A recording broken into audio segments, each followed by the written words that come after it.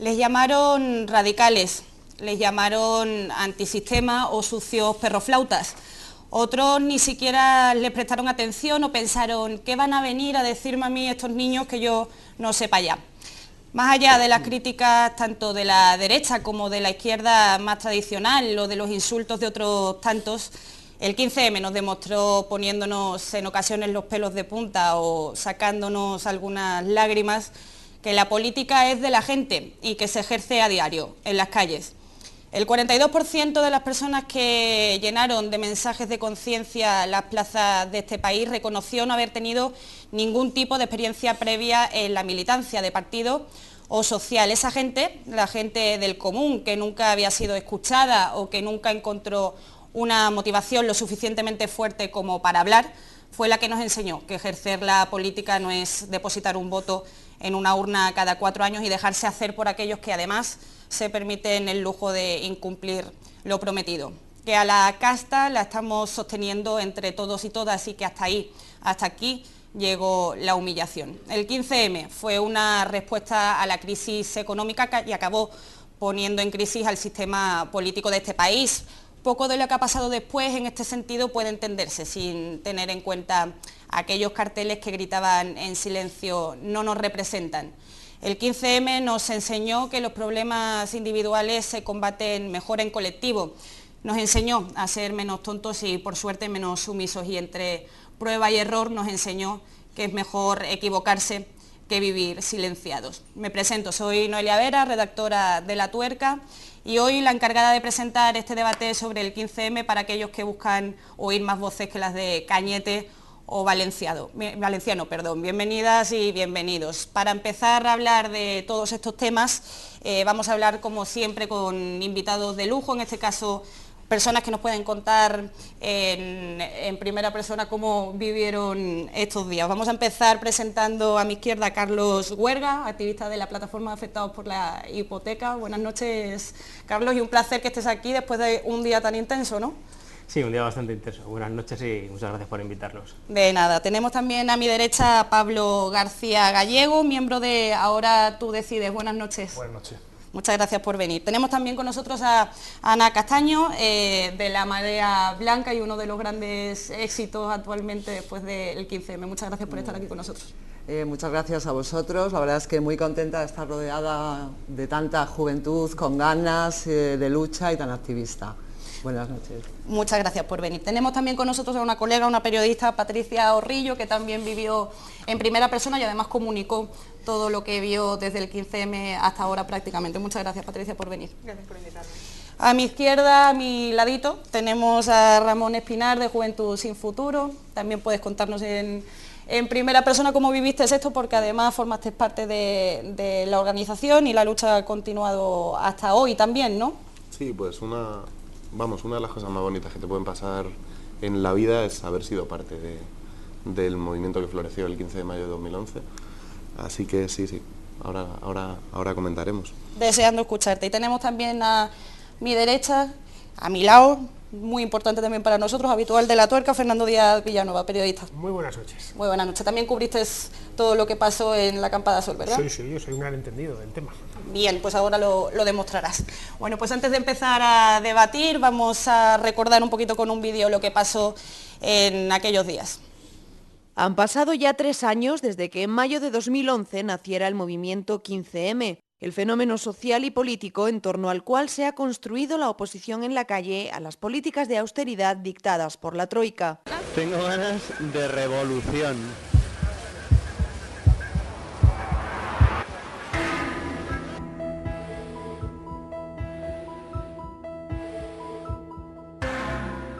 Nosotros estamos aquí, bueno, yo por lo menos estoy aquí porque creo que los gobiernos y los dirigentes y los políticos llevan mucho tiempo gobernando más pendientes de lo que opinan los mercados que de lo que opinan los ciudadanos y de lo que realmente necesitan.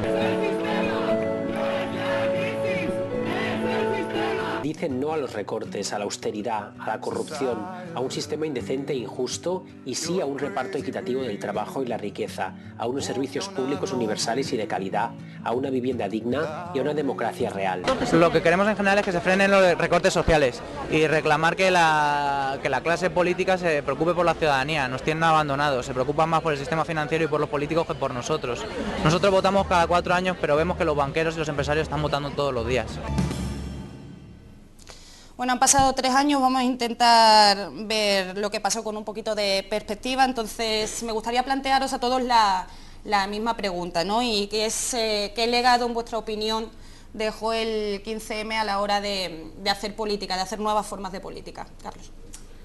Bueno, yo creo que el legado que hemos recibido del 15M, en concreto la PA, las PAs fueron un movimiento que se crearon antes del 15M, pero sí es cierto que este nuevo movimiento que surgió llenó este movimiento de gente, lo comenzó a hacer masivo. Consiguió, por ejemplo, que el primer desahucio que paramos en Madrid, pues en vez de que estuviéramos las personas que habíamos iniciado esta plataforma, hubiera 500 personas. En cierta manera es un legado que nos ha llegado, el ser capaz de llevar a cabo distintas luchas, el ser capaz de masivizarlas, el ser capaz de llevar este movimiento también a los barrios, con las asambleas populares de los barrios, así como un aumento de fuerza para muchos movimientos y para muchas victorias que se han conseguido, y pues para dejar claro también el sí se puede, que juntándonos pues podemos hacer cosas. Pablo.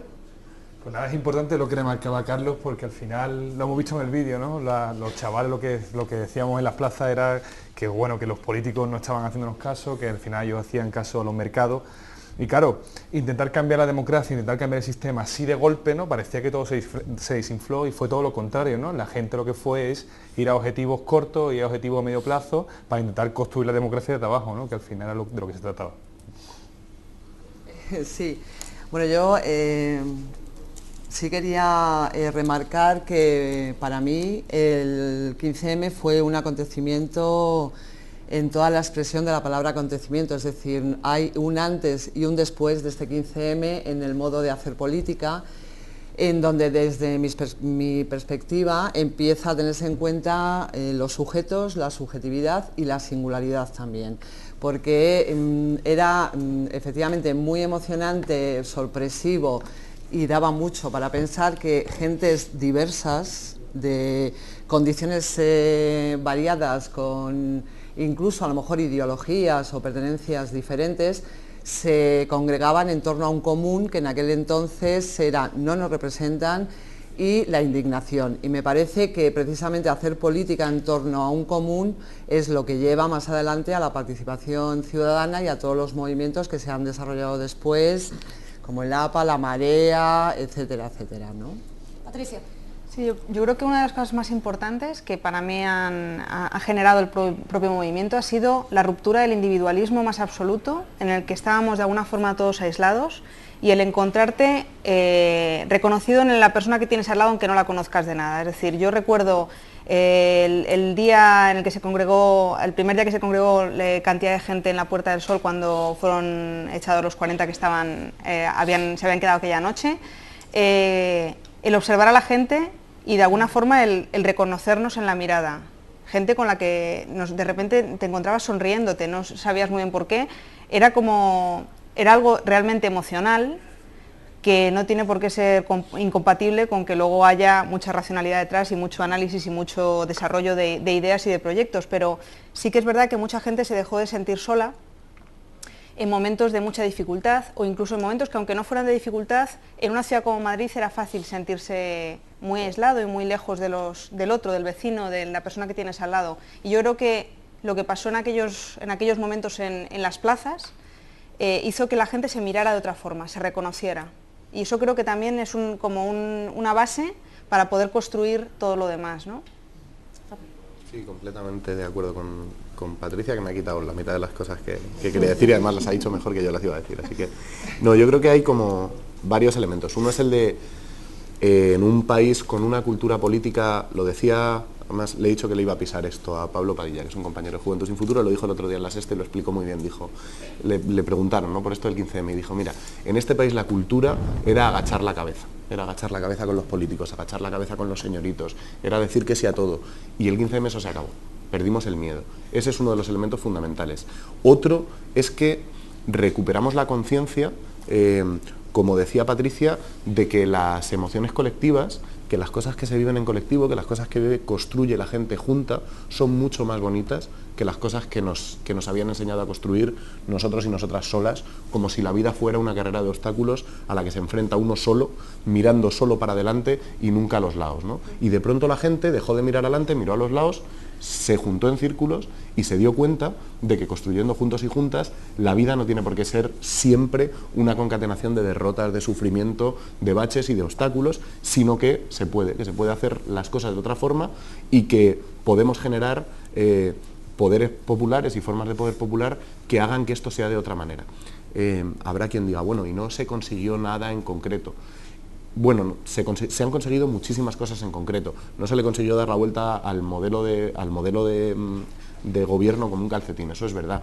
Pero eso tiene más que ver con los 70 años de derrotas que la gente corriente venía acumulando en este país y no con el momento 15M, que es precisamente una ruptura con todos esos años de derrotas y de forma de ver la vida completamente individualizada y a base de superación individual de obstáculos, sino de juntarnos todos y todas para construir. No, vamos despacio porque vamos lejos, ¿no? Que decían. Yo creo que no, yo creo que íbamos muy rápido y que íbamos muy lejos, las dos cosas, pero yo creo que íbamos muy rápido, no íbamos nada despacio, yo creo que íbamos muy rápido. Lo que pasa es que la política no se puede ver como una fotografía, la política es una película, hay que verla como procesos, y nosotros veníamos de muy atrás, entonces el proceso empezaba y arrancaba muy atrás. La foto fija es una foto fija de un panorama social desolador antes del 15M, y yo creo que ese panorama social desolador ya no es como era antes del 15M, que se le ha perdido el miedo a la política, se le ha perdido el miedo a que la gente recupere la política y la haga suya, o sea, se le ha perdido el miedo a la democracia. Fernando. Yo creo que el 15M fue una gran oportunidad perdida. Es decir, me explico, la juventud en el año 2011 y ahora la siguen teniendo motivos, tenía muchas razones para rebelarse y para plantar cara, porque el sistema lo que hace a los menores de 30 años es condenarles o al desempleo o al subempleo, o a la inmigración, una de tres, pueden elegir. O una cuarta opción es meterse en política si están bien enchufados y bueno, y hacer carrera política y vivir bien, vivir enchufados al gobierno y al Estado, ¿no? Bien. El problema es que diagnosticar una enfermedad no es lo mismo que resolverla o que curarla. Y las recetas y la medicina que traía el 15M, que traía toda esta gente de este papel, era la equivocada. Es decir, ofrecían, y yo estuve allí, me comía las asambleas, me leía los manifiestos, etc. Era más Estado, más gobierno, más impuestos, más politiqueo. No, mira, es exactamente eso lo que nos había traído a esta situación. Es decir, lo que España está de borracha no son 70 años, no, es muchísimo más tiempo, es de estatismo. Es de tener unos impuestos que se comen el 50% de la renta nacional. Es de tener más políticos que el resto de Europa junto. Es decir, es que en España hay mucho Estado y muy poco mercado. Y en el mercado es donde la gente, especialmente la gente joven, puede abrirse camino. Es decir, los países prósperos y ricos, los países libres, lo que tienen son sociedades civiles amplias. Y los jóvenes, que es por cierto los países donde migran los jóvenes españoles, ningún joven español que yo conozca se va a Venezuela, se van todos a Holanda, a Alemania, es decir, lugares donde el mercado tiene un campo de juego mucho más amplio que en España, donde hay menos Estado y menos politiqueo. Bien, lo que esta gente ofrecía, bueno, esta gente que los tengo sentados a mi lado, era mucho más Estado, eran recetas colectivistas que han fracasado siempre y que por supuesto tampoco van a funcionar en esta ocasión, al margen de toda la poesía que le estáis poniendo. Vamos a los hechos. Es decir, los manifiestos económicos eran directamente delirantes. ¿Por qué planteas que esas recetas eran más Estado? ¿Cómo que eran más Estado? A ver, ¿banca pública eso qué es? ¿La banca pública qué es? ¿Más o menos Estado? No, pregunto. Es que la banca pública era el tótem. Todo se solucionaba con banca pública, a pesar de que la banca española que estaba quebrada era precisamente la pública. Sí, es cierto. Sí, las cajas ya estaban quebradas en 2011, aunque entonces no se hubiese reconocido las cajas no eran públicas, las cajas no eran bancos públicos. Ah, no, era banca, cotizaban en bolsa. No, es que era un sistema que no es el de la banca privada, pero no era un sistema de banca pública. No, pero eran de titularidad estatal, es decir, banca pública. No, es de titularidad, tenían otra figura, otra figura jurídica. Que no estamos en el debate pero ya haces el discurso hiperideologizado, por lo menos di las cosas como son. Vamos a repetirlo todo. Vamos a ver si la ideología todos tenemos. La diferencia es que hay ideología buena e ideología mala. Bien, la que venía, si no hay más, no hay que darle más vueltas. La que traía esto era básicamente ideología mala, periclitada, es decir, que ha ido cosechando... ¿Esto es la parte cómica o estamos hablando en serio? No, esto es muy en serio. Ha ido cosechando fracasos. Si me tengo que sentir ofendida, o si es una forma de generar un debate artificial. No, es mi opinión. Creo que está válida como la tuya. Malo. Bueno, Fernando, el caso es... No nos vamos a ofender nadie, pero... Perdona, Ramón, yo me voy a ofender porque a mí ha dicho esta persona que los jóvenes que estaban aquí estaban ofreciendo, bueno, gracias por lo de joven, porque la verdad que me digan joven con cierta edad ya es bonito, ¿no? Y lo de estaban ofreciendo, no sé, yo no fui a que me ofrecieran nada, yo fui a compartir. Parece que te molestara el hecho de ir a un espacio en el que tú aparentemente dices que estuviste, pero no sé en qué medida fuiste con una actitud de ver lo que estaba pasando allí o fuiste a ver si podías medir fuerzas yo fui básicamente a hacer reportajes, ¿vale? Porque como fuimos la mitad de los periodistas de Madrid, porque aquello era así literalmente, porque terminó convirtiéndose en un circo, la acampada de la Puerta del Sol. ¿Qué día fuisteis, Fernando? De todos, básicamente todos desde el principio, desde el día 16, el día después de la manifestación. Pero Fernando, además de que esto del 15M era un circo y que fundamentalmente lo que queríamos hacer era poner en marcha un sistema orwelliano de sociedad, además de todo eso que has dicho. No he dicho en ningún momento bueno, prácticamente, ¿no? Es lo que has venido a decir, que lo que queríamos... Bueno, da igual. En todo caso, no. Lo que sucedía... Digamos que había un sustrato estructural en lo que ahí estaba pasando. Y el sustrato estructural tiene que ver con que había mucha gente que nunca en su vida había estado politizada y que salió a las plazas y a las calles en ese momento por dos razones. Una, porque esa forma de salir a las calles y a las plazas le sedujo. Porque le pareció a muchísima gente, a ti te parecía un circo, pero a muchísima gente le parecía que esa forma de operar en política, que esa forma de hacer política rompía con unas inercias que a la gente no le gustaban y que la gente daba por amortizadas, daba por terminadas las formas políticas que arrancan a partir de la Constitución del 78. Una forma de política que consiste fundamentalmente en militar en un partido político y delegarle a unos señores que son los dirigentes absolutamente todo el poder. Esa forma de hacer política quebró. Terminó porque a la gente le seduce mucho más una forma de hacer política que cuenta con todo el mundo y que hace que todo el mundo colabore y tome decisiones juntos. Y dos, hay un sustrato estructural que tiene que ver con la economía y es una generación entera que se sentía defraudada y frustrada porque nos habían prometido que si hacíamos las cosas de una determinada forma, eso iba a tener unos determinados resultados. Y nos habían generado una cierta expectativa de vida que era la que garantizaba, digamos, la obediencia a un modelo de gobierno que era el que era, y esa expectativa se había quebrado. Y cuando la gente se encontró con que quienes le decían estudia una carrera y unos idiomas, o métete a trabajar en la obra, o no sé qué, no sé cuántos, que te vas a resolver la vida, les habían mentido, les habían defraudado. Y no les daban una expectativa razonable de vida. ¿Qué sucedió? Que la gente decidió dejar de esperar a que señores encorbatados le dijeran cómo tenía que vivir su vida para que le fuera bien y empezar a tomar las riendas de la situación. Lo que pasa es que la gente no decidió tomar las riendas de la situación en la dirección en la que tú dices. La gente decidió tomar las riendas de la situación construyendo colectivamente modelos de convivencia. No hay absolutamente nada más democrático que eso, ni nada que pueda ser más democrático que eso en la historia reciente de este país. Fernando, nada. Déjame que te lea unos datos. Mira, el 83% de los votantes del PSOE, según las encuestas del CIS de ese momento, mostraban el acuerdo con el 15M. El 54% de los del Partido Popular también. Solo el 17% lo consideraba un movimiento radical. Vamos a ver, por favor, un total de San Pedro. Déjame un segundo, por favor. Este país es más democrático que hace un año en términos de debate y de movilización social, no en términos institucionales, que hay más represión y más recortes. A ver, Ramón, yo también me gustaría decir... Tampoco estás de acuerdo. Me parece bien, si piensa eso, correcto, vale, pues es su opinión, cada uno tiene la suya, ¿no? Este hombre estaba hablando, creo que desde un centro social ocupado, pues me puedo imaginar no es una cosa eso de la tabacalera, Sí, no sé qué. Bueno, sí, pues, sí, lo que sea. Pero vamos a ver, es un tipo, es un activista de extrema izquierda, es decir, que no me... Vamos a ver, yo tengo mi opinión de liberal. Pero bueno, ¿vale? la opinión tiene que estar argumentada. Mi opinión está muy bien argumentada, es que yo creo que lo que pedíais... No, que está diciendo que es un radical o un activista de izquierda, no sé qué. Sí, un tipo que está en la tabacalera es un activista de izquierdas. Como la tabacalera es un centro que está cedido, es un espacio cedido por el ministerio. ¿Me dejáis hablar? Los que estamos en el Juan de Mariana somos liberales. Los que están en el Instituto Juan de Mariana somos liberales. Los que están en FAE son conservadores, ¿vale? Los que estamos en ciertos ámbitos estamos adscritos a una u otra ideología. ¿Te defines por el sitio en el que estás? No me defino por el sitio en el que estoy, no, me defino por mis ideas. Porque que me dices bueno, ahora de dónde estás tú. Que no estaba con esto, estaba con Ramón. Vamos a ver, Ramón. Me gustaría un poco plantear que me parece pues sí, pero ¿me vais a dejar terminar?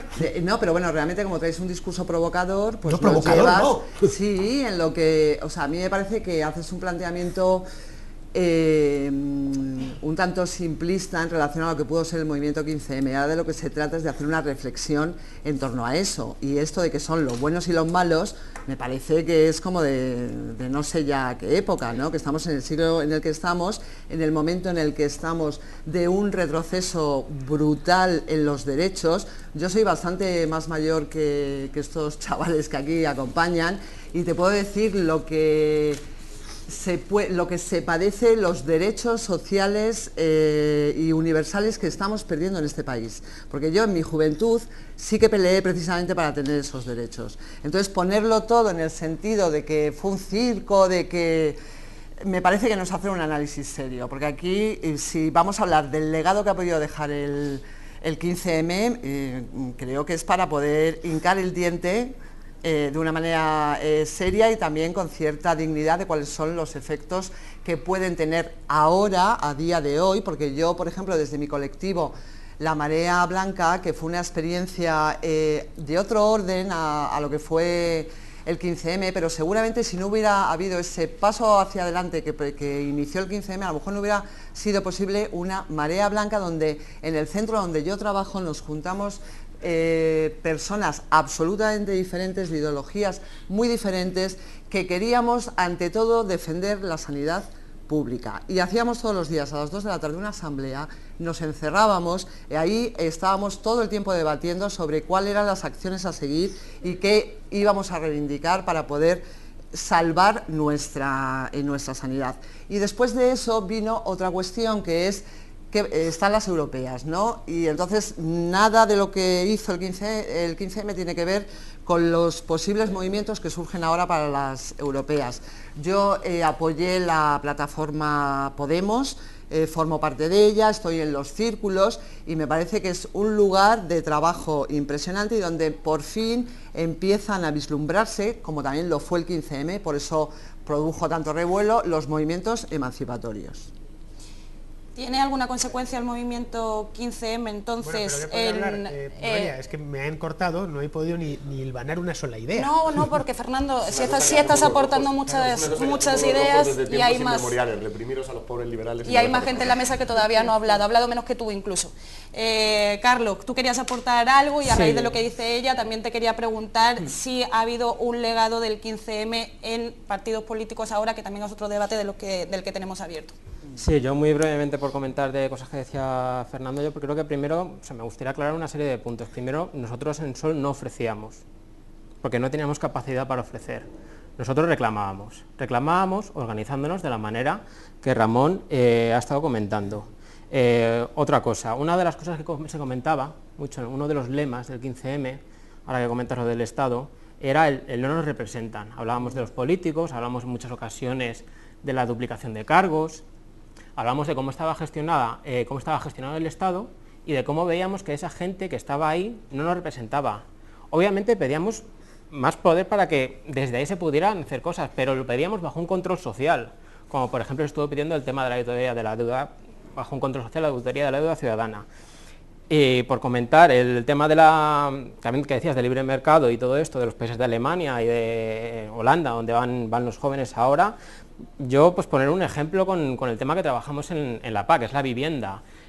Yo creo que un tema menos controlado por el Estado que la vivienda en este país no existe.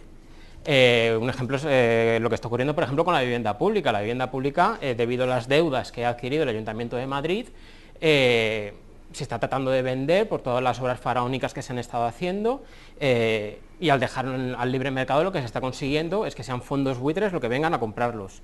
No sé, yo creo que esta liberalización del mercado pues difícilmente va a conseguir que vayamos para adelante o que seamos capaces de conseguir algún derecho. Y por lo que comentabas de los partidos, yo creo que una de las cuestiones que ha existido con el 15M vinculado a los partidos políticos es que los partidos políticos con representación parlamentaria no han sido capaces, gran parte de ellos no han querido, pero yo creo que no han sido capaces de asimilar, de empaparse de todas las reclamaciones que han venido del 15M, con algunas exclusiones como por ejemplo el tema de la vivienda, que sí han asumido. Y creo que por eso, pues precisamente, para estas europeas, pues está surgiendo un amplio abanico de nuevas candidaturas políticas a la izquierda de un poco de lo que hay. Es por eso, porque es que hay unos sectores de la sociedad que reclaman unas cosas que otros, que los que están ahora, pues no han sido capaces de suministrar. Pablo. Bueno, con respecto a lo que ha dicho Fernando aquí, un poco tenso, ¿no? Todo lo que plantea, al final también en el 15M se rechazaban cosas que yo creo que el Instituto Juan de Mariana podía estar de acuerdo, como por ejemplo el corporativismo. Entonces, pues directamente, para mí lo interesante también de esa situación y de aquel momento era que gente que podía considerarse liberal podría estar totalmente escuchando, y en parte ese rechazo que estaba también escuchando lo sentía y podía también expresarlo, ¿no? Luego ya, que ya cada uno se pusiera allí de acuerdo sobre cómo se va a construir, eso era totalmente imposible. Al final, la gran masa de gente, la grandes cantidad de personas que estuvieron allí y que estuvieron planteando diferentes soluciones, lo dificultaba, ¿no? Por eso, incluso algunos pues intentamos lanzar una serie de herramientas digitales para intentar recabar más información, para intentar saber qué es lo que la gente quiere, cómo es la gente lo que quiere desarrollar, ¿no? Y bueno, y otra cosa muy importante al final, Fernando, que cada uno al final con su libertad lo puede aplicar de la manera que quiera. Es decir, uno en su libertad puede buscar más igualdad o solidaridad, ¿no? Sí, ¿o no? perfecto. Ok, estupendo. Patricia. No sé, es que me queda un poco en estado de shock, la verdad, porque... Bueno, vamos a recuperarnos, vamos a respirar, vamos a parar un segundo. ¿Sabes lo que pasa? Que nos vamos a relajar. A mí me gusta mucho hablar de las cosas y yo soy muy crítica, pero me gusta que la crítica sea constructiva. Cuando la crítica es destructiva y despreciativa, sencillamente es que no veo lugares comunes de conversación, entonces me cuesta mucho hilvanar ideas.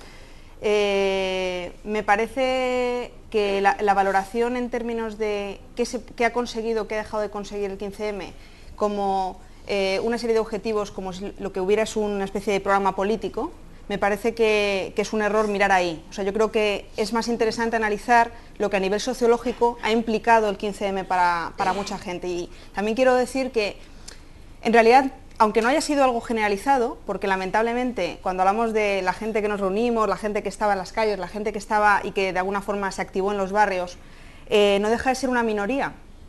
Y que cuando se dice, por ejemplo, lo de que el miedo ha cambiado de bando, yo personalmente creo que eso es un deseo, pero no es una realidad. El miedo lleva yo creo que metido en el ADN de la sociedad española desde hace demasiado tiempo, y es muy difícil el cambiarlo en estos periodos de tiempo tan cortos. Sin embargo, es verdad que se planta cara a una situación de una forma distinta, con gente al lado, no con gente enfrente. Por eso de la frase aquella que se decía de no somos ni de izquierdas ni de derechas, que tanto se ha criticado y que tanto yo he discutido con gente, claro que hay ideas que tienen relación con la ideología de izquierda. Es decir, que si cuando tú hablas del cuidado, el sostenimiento social, la sanidad pública, la educación, el tema de una economía que esté controlada y no una economía alocada como lo que hemos sufrido, claro, cierto es que esos son una serie de pensamientos que están más vinculados a la izquierda. Sin embargo, el hecho de que tú puedas integrar en una conversación y hablar desde el respeto y desde el cuidado del otro y no desde el ataque, aunque tenga ideas diferentes, eso me parece que fue un logro que se consiguió en muchos espacios que se abrieron en ese momento. Es decir, el poder hablar desde el del tener realmente ideas contrarias, pero escuchándonos, de verdad, no llevando ideas preconcebidas. De hecho, una de las cosas que se percibía que era muy interesante en las asambleas es que cuando la gente hablaba con el corazón, y cuando había alguien que hablaba con un discurso trabajado, con un discurso aprendido, que llegaba allí con unas herramientas que se veían ya, que no eran, sino que verías gente que se ponía nerviosa, a esa gente se la animaba y se la reforzaba para que hablara y que se expresara. Sin embargo, a personas que venían de colectivos que posiblemente legítimamente podían estar allí, como puede ser gente de las asociaciones de vecinos o de ciertos partidos de izquierdas que de verdad han estado apoyando muchas causas sociales importantes, lo que ocurría es que mucha gente sentía rechazo, o gente de los sindicatos, ¿no?, tradicionales, sentía rechazo, y lo que quería es esa parte de la equivocación, del vamos a avanzar desde la absoluta ignorancia, como si fuéramos niños que empezamos a andar, y como niños tenemos que equivocarnos, y eso es sano, psicológicamente es sano para una sociedad en la que no se nos ha permitido nunca entender el error, la equivocación como algo positivo, sino como el fracaso. Ese punto también muy el término de el que experimente algo y se equivoque es un fracasado. Tienes que hacerlo todo sabido, y si te equivocas, entonces te machacamos. Entonces, eso de estar con gente con la que te sentías hablando de la misma manera, de una forma, pues eso, natural, no impostada, no aprendida, no con un discurso, eso hacía que mucha gente rompiera esas barreras y se uniera con otras personas con las que a lo mejor ideológicamente ni siquiera tenía una conexión real. Y sin embargo, en el tema de la marea blanca se vio clarísimamente que gente muy conservadora se juntó con gente con una ideología más de izquierdas, pero sin embargo el objetivo era común, que era hay que proteger la sanidad pública. Porque yo lo que creo es que en contra de, digamos, de lo que viene haciendo la derecha desde que el movimiento 15M aparece, que es decir, tratar de situar sistemáticamente al movimiento 15M en la izquierda para neutralizarlo, que es la jugada de decir, bueno, mira, este es el tablero político que hay y este es el espacio que vosotros ocupáis, y no vengáis a enredar. Cuando el 15M lo que hace fundamentalmente, el ejercicio fundamental del 15M no es plantear una solución, sino abrir una condición de posibilidad a otra política, porque voltea ese tablero y dice, no, mira, si la izquierda es eso que se sienta a la izquierda en el Parlamento, eso es un horror y nosotros no lo queremos ni ver. Si la izquierda es Rubalcaba, yo no quiero tener nada que ver con eso, absolutamente nada que ver con eso, ¿eh? Porque éramos muchos los que éramos gente que nos sentíamos de izquierdas de toda la vida. Yo he sido de izquierdas toda mi vida, he militado en la izquierda toda mi vida, y sin embargo, efectivamente, con la izquierda parlamentaria yo no me sentía representado. Y creo que como yo, un montón de gente, ¿no? Aunque también había gente que no era culturalmente de izquierdas necesariamente. De forma que lo que hace el 15M es voltear el tablero. ¿Qué le da miedo a la gente de derecha muy ideologizada como Fernando? Que ese tablero se voltee de verdad. Y que cambien las reglas, del juego. Pero en realidad, ¿cuál es la palabra clave que atraviesa todo el movimiento 15M? ¿Es socialismo? No. ¿Es autogestión? No. Es democracia. Es democracia, y es entender la democracia de una forma mucho más completa que la entienden quienes están gestionando este modelo diciendo que es una democracia. Y es decir, democracia no es solo votar cada 4 años. Democracia es un pacto que el individuo establece con la sociedad, por el cual él cede la soberanía, que es una ficción, tú cedes la soberanía a la sociedad a cambio de una serie de condiciones. Y esa serie de condiciones normalmente se escriben en constituciones. Y el problema que hay en este país es que desde el principio de la crisis, esa constitución que dice que tenemos derecho a la vivienda, solo garantiza el derecho a la vivienda a quien tiene trabajo. Y con un 55% de paro juvenil, los jóvenes dicen, esa constitución es papel mojado, ese pacto es mentira y yo no lo acepto, quiero uno nuevo. Quiero otra cosa, quiero democracia y quiero un proceso constituyente. Eso es lo que queremos la gente que estuvimos en el 15M. Voy uno a uno, ¿vale? A ver, Ana, los derechos sociales no existen. Eso es un cuento que os habéis inventado. Es decir, vivir a costa de otro, contra la voluntad del otro, no es un derecho. Os pongáis como os pongáis. Los colegios ya públicos, los hospitales públicos, dejadme terminar. la vivienda pública, todo eso no existe. Es que no he podido hablar ni 15 segundos. A ver, vamos a ver. Vamos a ver, no existe. Es decir, vivir a costa de otro. Es decir, extraer renta de otro, sin contar con la voluntad del otro, eso no es un derecho social. ¿Vale? Para mí esa básicamente es un derecho social. No, igual que el derecho a la vivienda. El derecho a la vivienda implica que te lo tienes, si tú no te la puedes proporcionar, te la proporciona otro contra su voluntad. Vale, eso para empezar. No quiero seguir porque aquí podríamos estar hablando toda la noche del tema de los derechos sociales, que os los habéis sacado de la manga, no sé de dónde. Existe el derecho a la propiedad y el derecho a la vida. Punto. Que no se ejercen a costa de terceras personas. Pero es que todos los derechos que os inventáis siempre se ejercen a costa de otro. Mira, tú eres una persona inteligente y formada. Bien, sí, pero está bien que digas esto, pero no te saltes a la torera todos los consensos sociales en el mundo occidental después de la Segunda Guerra Mundial. No te los saltes a la torera. ¿Me dejáis terminar? A ver, por favor. Y ahora ya seguimos. ¿Sí? También son una ficción. Queréis defender la sanidad pública, lo que queréis defender es la sanidad estatal y estatalizada, es decir, queréis defender al Estado. Sí. Punto, no hay más, al Estado, bien, en educación y en un montón de cosas más, que es lo que yo os decía, queréis unos colectivistas y queréis básicamente estatalistas. Era bien, correcto, no, yo tampoco quiero vivir en Mad Max, yo quiero vivir en un país próspero y libre. Con vuestro modelo financiero lo que va a pasar es que el Banco Santander es el que va a dar la seguridad, le va a dar la educación, va a dar sanidad a la gente, y los que no están capaces de Banco Santander, eso va si se lo preguntas a los de las Islas Caimán. Eso será, no, eso es hacia dónde vamos ahora mismo, eso es el neoliberalismo ahora mismo. Oye, ¿me dejáis? Yo os he dejado hablar. Yo os he interrumpido, No, por favor, dejadme hablar. ¿Tú estás a favor de la autogestión? ¿Cómo de la autogestión? Claro, pues a que no haya estado... No sea a costa de otros. Yo lo que estoy a favor es de que no se viva a costa de los demás. ¿Vale? No hay más.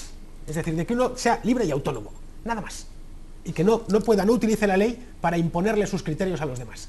Punto. Es decir, este caballero me dice que soy de extrema derecha. Pues vale, si así lo consideras de extrema derecha, bien. Yo creo que sois vosotros los que estáis en la extrema derecha, pero eso te porque ese colectivismo lo compartís, ¿no? Lo compartís con falangistas y demás, ¿no? Bien, seguimos. Estás a favor de la autogestión. Siempre y cuando no sea a costa de terceros, ¿vale? Si la autogestión es a costa tuya y de tu propio esfuerzo, sin ningún problema. El tema de... Bueno, el tema... Vamos a respetar a Fernando que acabe y luego el ya tema de seguimos Carlos. todos A ver, ¿sí?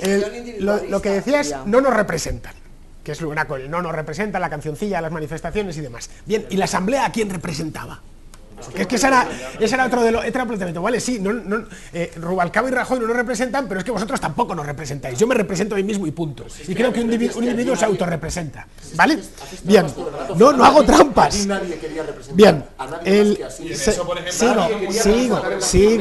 sigo, que termino ya, pero dejadme cuanto me dejéis echar el rollo, termino. ¿Vale? Eso es cierto, ahí tienes razón, Fernando. Bien, la vivienda en España decías que es el mercado más libre que existe. No, es junto al de la energía el más intervenido. Para empezar, el suelo no es libre. El suelo de entrada en España, el suelo de entrada de España es no edificable. Tiene que decidir el gobierno local en este caso, que se va a edificar ahí. Todo está sujeto al plan urbano, que lo hacen las comunidades autónomas, que dicen lo que se va a construir y cómo se va a construir, hasta el número de plantas, de metros que tiene un edificio. Vamos a ver. Luego, cada vivienda tiene 18 impuestos diferentes. Si para ti eso es ser el mercado más libre de España, no sé, a lo mejor es que piensas que tenemos una cartilla de abastos, como en Cuba. No, en serio, de verdad, es un mercado intervenidísimo, ¿eh? Si vemos lo que se construye, lo que se paga, y cómo se regula, el sistema, si tienes razón, el sistema lo único, Carlos, lo único que ha generado, este sistema estatalizado, lo único que ha generado es corrupción, ¿vale? Y que al final nada más pueda comprarse una casa, una minoría de la población. Comprársela en condiciones, no endeudarse, endeudarse durante 40 años, es decir, poderla pagar en un plazo razonable. Bien, si lo que te preocupa es eso, yo creo que lo mejor es liberalizar el mercado de verdad. Liberalizarlo, suprimir los planes. Como en Alemania y en Holanda. En Alemania y Holanda es bastante más libre que aquí.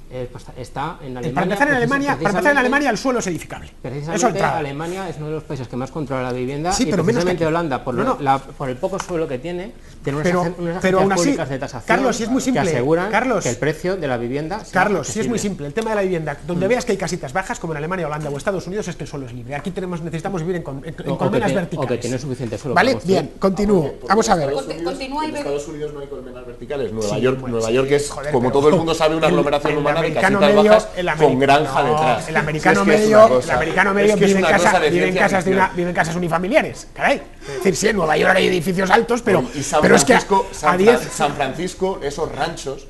A ver, te puedo sacar la estadística, ¿vale? Te la busco y te la saco. Sigo. No, voy a seguir porque todavía me falta Pablo, Patricia y Ramón de vuelta. Fernando, pues vamos a hacer un descanso, me vais a hacer caso, que para eso estoy moderando, ¿vale? Voy a presentar Revuelta en el freno neumático, que lo tenemos ahí abandonado y debería haber entrado hace 10 minutos, y volvemos contigo o no. Venga. Ofrecer las mismas oportunidades a todos cuando evidentemente no sois iguales, ¿cómo se llama? ¡Comunismo! La Asamblea de Majaras se ha reunido, la Asamblea de Majaras ha decidido Mañana sol y buen tiempo. Arco C9 presenta la emoción de la política. Que se pasan la vida diciendo que el Partido Popular y el Partido Socialista somos iguales, que el Partido Socialista y el Partido Popular somos iguales, y yo os digo que no, ni en eso ni en nada. Que el Partido Popular y el socialismo no son lo mismo. Estamos de acuerdo, don Alfredo. Ya es hora de que alguien tenga el valor de alzar la voz y decir: yo me opongo a todo lo que odien los demás. Yo respeto a mi adversario. Creo que es un buen hombre, pero sinceramente, estoy de acuerdo en todo cuanto ha dicho.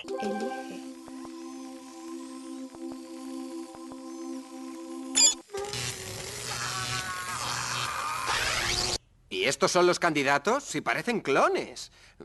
Un momento, son clones. No te dejes engañar por su ADN idéntico. En muchas cosas no piensan lo mismo. No os olvidéis de lo que el odio hizo en nuestro continente y reaccionemos a esa Europa antieuropea con una Europa solidaria. Y no somos lo mismo, porque el Partido Popular, cuando ha gobernado, ha llevado a España al sitio que le correspondía en la Unión Europea. ¿A usted le gusta esa idea que en un momento complicado el PP y el PSOE junten sus fuerzas en una gran coalición o no? No es que me guste o no. A mí me gusta que se responda a lo que el país necesite en cada momento histórico. Lo siento. Sé que te he fallado, pero te prometo que a partir de ahora todo será distinto. ¿Me lo prometes? Te lo juro.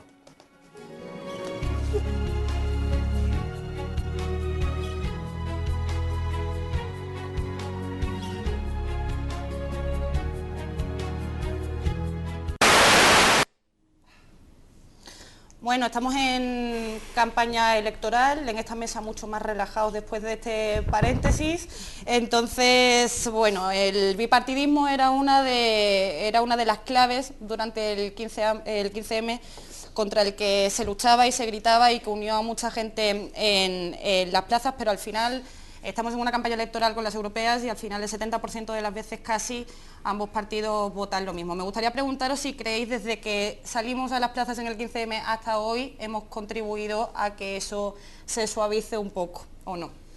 Se suavice en el sentido de que se vean más como un pack o se vean menos como un pack. Es decir, ¿no? Luchar contra el bipartidismo a través de diferentes movimientos sociales, la emergencia de nuevos partidos políticos, muchas más acciones sociales, en fin, o sea, si hemos podido enseñarle a la gente que no todo es PP y PSOE.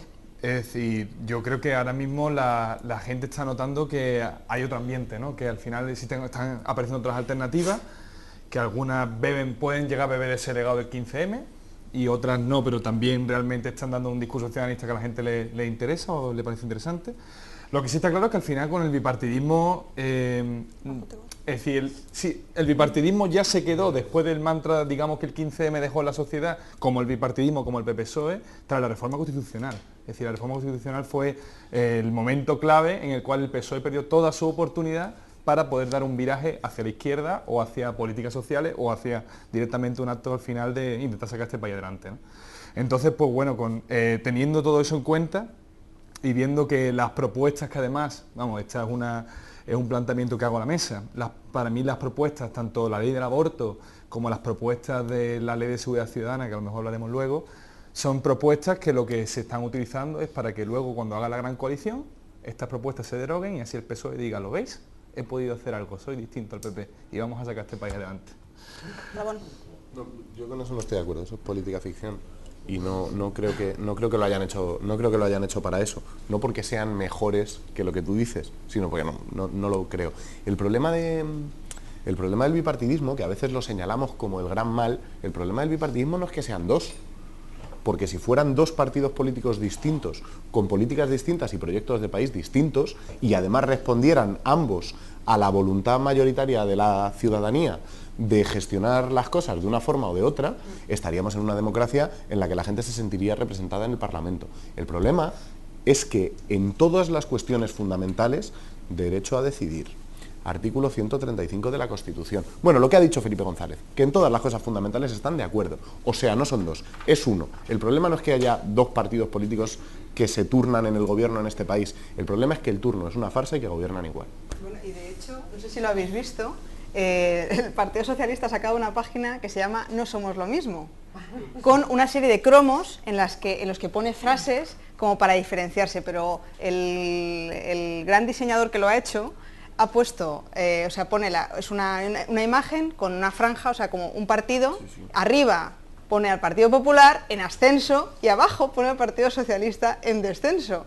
O sea, visualmente ellos mismos están utilizando una serie de imágenes totalmente contra ellos y no se han, vamos, seguro que el que se lo presentó dijo, ¡ay, qué bonito esto, qué gran idea! Y es totalmente contraproducente, vaya. Es la peor campaña de comunicación que yo le he visto al PSOE, porque el PSOE es un partido político que hace una cosa muy mala, que es decirle a la gente que va a gobernar de una forma y gobernar de otra, y decir que gobierna para unos y gobernar para otros, pero la comunicación política hasta ahora la hacían muy bien. Yo creo que uno de los síntomas de que el PSOE se está acabando como la alternativa hegemónica de izquierdas en este país y que tiene que surgir otra cosa, uno de los síntomas claros es que ya, además de ser moralmente malos, son muy malos en su forma de hacer las cosas, son muy ineficaces.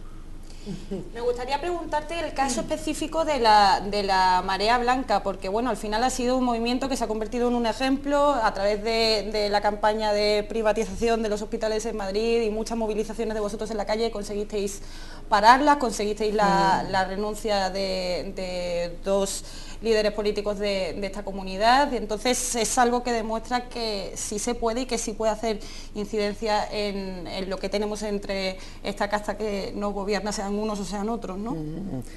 Sí, efectivamente, ahí en lo que es la experiencia de la marea, desde luego el bipartidismo no estaba presente en lo que era el movimiento en sí, porque yo creo que lo que sí que había era un común que nos unía, que defender la sanidad pública, ¿no? Con unas actuaciones muy concretas de lo que todos podíamos querer y cada uno tenía su pertenencia. Lo que no sé es el efecto que puede tener la marea ahora en los que vayan a votar para las europeas, que sí que es verdad que se generó como cierta red entre nosotros, no al estilo 15M, pero es verdad como que nos conocimos. Yo en donde trabajo a lo mejor había profesionales y a trabajadores que no los conocía. Y a raíz de las asambleas sí que es verdad que se pudo generar como otra política que estaría como por fuera del bipartidismo. Yo lo que sí que quería resaltar en esto es que el modelo neoliberal es que no es tan diferente. O sea, el asunto es que plantear que es una alternativa de izquierda el PSOE, yo creo que hace muchísimo tiempo que dejó de serlo, precisamente porque está dentro del esquema neoliberal. Y salirse de ese discurso es bastante complejo. Y ahí me parece que la apuesta sería, ¿es posible hacer alguna política, en eso estamos, que no esté tan alienada al discurso neoliberal? Esa sería la pregunta. Yo vi hace poco, no sé si lo visteis, es un corto muy antiguo de un activista, creo que él es australiano, me parece, no recuerdo bien, que se llama Museland, que es una historia de dibujitos animados donde habla de que los ratones votan como su presidente a un gato negro que les hace cosas tan divertidas como hacer la entrada a la ratonera tan grande como para que quepa la zarpa del gato, y bueno, todo eso de anécdotas de este estilo. Deciden que no pueden tener a esos personajes en el Parlamento y van a votar a los gatos blancos, que hacen una serie de promesas, les creen, les votan y hacen la entrada de la guarida de la ratonera todavía más grande. Ratonlandia, Musesland, yes. Sí, Ratonlandia. Y finalmente sale otra parodia que es, bueno, juntemos a los gatos blancos y negros y salen unos gatos con manchitas, con manchados, que les llaman, esto es una coalición. O sea, digo que es antiguo, pero que viene muy al caso. Y finalmente sale un ratón diciendo, ¿por qué no nos organizamos entre nosotros? Y en ese primer momento lo que dicen, ¿de qué nos está hablando? ¿Qué rebeldía? Y lo meten en la cárcel. Entonces, bueno, me parece que viene muy a cuento para el momento actual. Carlos. Bueno, pues con respecto al bipartidismo, que decir, estoy completamente de acuerdo con lo que ha comentado Ramón. El problema es que, claro, es que no es que haya un bipartidismo, el problema es que hay prácticamente un partido. O sea, nosotros, por ejemplo, la experiencia que tenemos en vivienda, una de las cosas que se ha dicho mucho desde el bipartidismo a los movimientos sociales también es no sois capaz de traer propuestas. Nosotros llevamos una propuesta, como los diputados, llevamos una ILP avalada por 1,5 millones de personas. ¿Qué ocurrió? Pues el Partido Popular no nos dejó ni siquiera poder defenderla en el Congreso, en un pleno cuando se votó, la reformuló y dio otra cosa. ¿Qué hizo el PSOE? Pues el PSOE pues nos puso caras bonitas de, bueno, sí, esto está bien, bueno, yo modificaría algunas cosas, no sé qué. Pues yo creo que trataba de dar pues la imagen simpática que tratan de dar de vez en cuando y que con los ejemplos que habéis comentado pues ya empiezan a fallar incluso en eso. ¿Qué nos encontramos cuando el PSOE gobierna? El PSOE, por ejemplo, creo que fue Rubalcaba que dijo cuando estaba en el gobierno que las deudas se pagan y que no se van a cambiar las reglas a mitad del juego. ¿Qué ha pasado en Andalucía con la Corre a la Utopía, cuando se las han desahuciado? Pues que Izquierda Unida ha tratado de darles una solución y también ahí pues se han dado cuenta de hasta dónde llegan las limitaciones de pactar con el PSOE. El PSOE ha dicho no, le quitó la responsabilidad y finalmente se llegó a un acuerdo, pero ahí se mostró la verdadera cara que sueles mostrar cuando puedes gobernar. ¿Esto se va a romper? ¿Este bipartidismo se va a romper? Pues yo creo que es necesario que se rompa para que estas cosas puedan cambiar, para que la ciudadanía tenga capacidad de acceder, de llevar otra voz distinta. Y ahora vienen unas europeas, que es en el contexto donde existe una forma de elección que favorece o no es tan agresiva como el sistema político español, para que surjan otras fuerzas. Las encuestas dicen que hay una reducción del bipartidismo, no se rompe, una reducción, 1 de cada 3 dicen que deja de votarles y que llegan otras nuevas fuerzas. Vamos a ver. Vamos a ver, yo creo que el problema no es el bipartidismo. El problema, que me da igual que sea bipartidismo, tripartidismo, tetrapartidismo, pentapartidismo. En Italia había 5 partidos, que era el pentapartito famoso, y eran igual de malos o peores, ¿no? Es decir, el problema es la politicofilia, es pensar que la política puede solucionar algo. La política es el mal, y eso tenemos que asumirlo ya desde el principio. La política, el negocio de la política es el poder, y el poder es coacción, ¿vale? Coacción sobre los individuos, es obligarte a hacer lo que no quieres hacer. Es robarte mensualmente la mitad de lo que produces, ¿vale? Es intentar educar a tus hijos mediante lo que el político decide. Es sustituir los fines del político por tus propios fines. Eso es la política. A mí me da igual que lo que sea, que estén 2, que estén 4, que estén 20. Es decir, lo que un pueblo libre o que se cree libre debería aspirar es a reducir el número de políticos y reducir su capacidad de hacer el mal. Es decir, reducirles como casi a una reserva india. Una sociedad civil próspera y libre y potente es una sociedad con pocos políticos y que esos políticos tengan poco poder. No, el nivel 75 es el índice, yo creo, selectivo más político de todo el mundo. Es decir, coges los consejos de administración, están llenos de políticos. Hasta los propios presidentes de las empresas, si no militan, terminan en un partido político.